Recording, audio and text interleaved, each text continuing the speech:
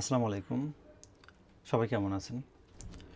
তো আমাকে অনেকজনই একটা প্রশ্ন করে, ইদানিং আমি সবসময় বলি যে N4 পাস করে আসতে হবে, জাপানে আসার আগে N4 করে আসতে হবে। এই জন্য অনেকে এই বিষয় নিয়ে একটা প্রশ্ন করে যে বাংলাদেশ থেকে যদি আমি N4 করে আসি, N4 পাস করে আসি, তাহলে আমাকে জাপানি স্কুলে আসার পরে আমাকে স্কুল থেকে কি আবার N5 থেকে শুরু করবে, নাকি N3 থেকে শুরু করবে, নাকি N4 থেকে শুরু করবে?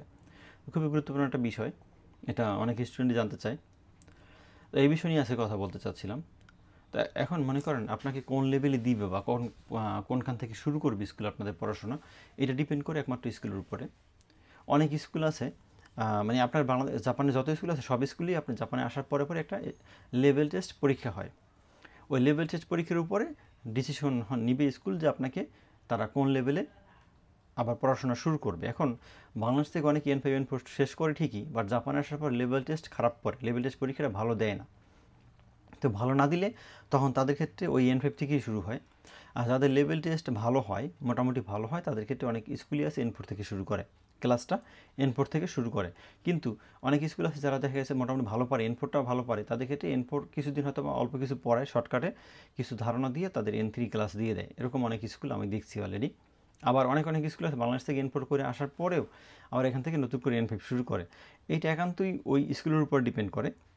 এখন আপনাকে জাপান আসার পরে N4 দিবে নাকি N5 দিবে নাকি N3 ক্লাস করাবে, এটা ডিপেন্ড করে তার মানে কি স্কুলের উপরে। তো এই টেনশন করে লাভ নেই। বাট আমরা কেন বাংলাদেশ থেকে আপনাকে N4 করে আসতে বলি, তার প্রধান কারণ হলো জাপানে পার্ট টাইম জব। তো এই পার্ট টাইম জব করার জন্য, জাপানে টিকে থাকার জন্য N4 করে আসা দরকার।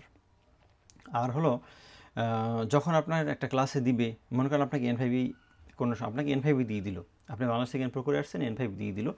তো N5 দিলেও আপনি কিন্তু পরবর্তীতে যদি ক্লাসে আপনার পারফরমেন্স অনেক বেশি ভালো থাকে, তখন টিচারটাই বিবেচনা করবে যে না, এই ছেলেটা অনেক ভালো পারে, তাহলে তাকে আমরা লেভেল আপ করে দেই, N4 ক্লাসে দিয়ে দিই। এটা কিন্তু স্কুল টিচারই ডিসিশন নেবে, আপনার আলাদা কিছু বলা লাগবে না।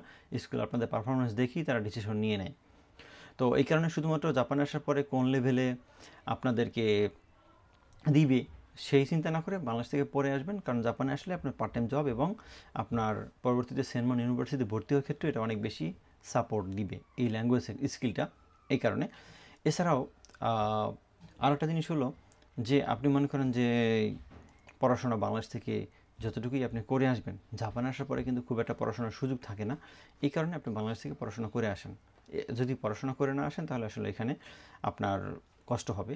এছাড়া আমাকে এই বিষয় নিয়ে আরেকজনে আরও কিছু প্রশ্ন করেন, সেটা হলে তার ভিতরে একটা প্রশ্ন আছে যে জাপানে যদি লেভেল টেস্ট পরীক্ষা খারাপ করে বা লেভেল টেস্ট পরীক্ষায় ফেল করে, তাহলে কি বাংলাদেশে পাঠিয়ে দেবে কিনা? না, এমন কোনো সম্ভাবনা নাই।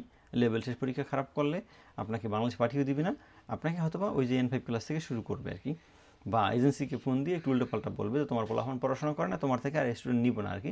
এই একমাত্র এজেন্সির জন্য কিছুটা ক্ষতি হবে এখানে আর কি। আর বাংলাদেশিদের জন্য ক্ষতি হবে যে বাংলাদেশিদের ওই স্কুলে আবার পরবর্তীতে সিট কমে যাবে, কারণ এইসব পোলাপান পড়ে আসে না এই কারণে।